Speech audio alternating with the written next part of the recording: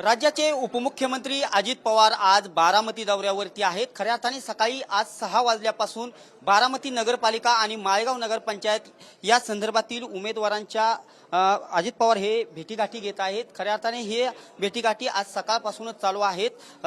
मोठ्या प्रमाणावरती जे बारामती नगरपालिका आणि माळेगाव नगरपंचायतमधील इच्छुक उमेदवार सहयोग निवासस्थानी येथे दाखल झालेले आहेत।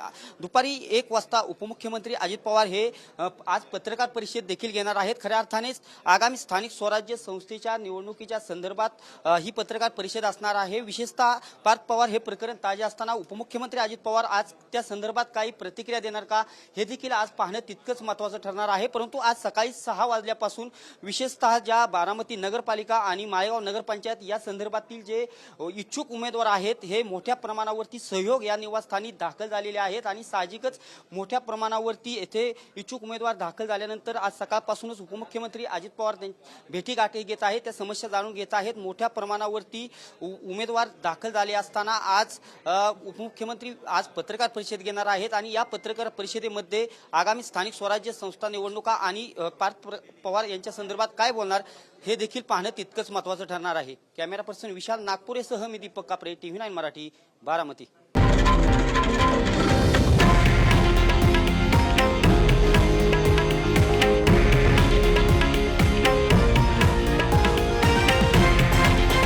हे आहे देशातील नंबर 1 न्यूज नेटवर्क आणि आपण पाहत आहात TV9 मराठी, एकमेव।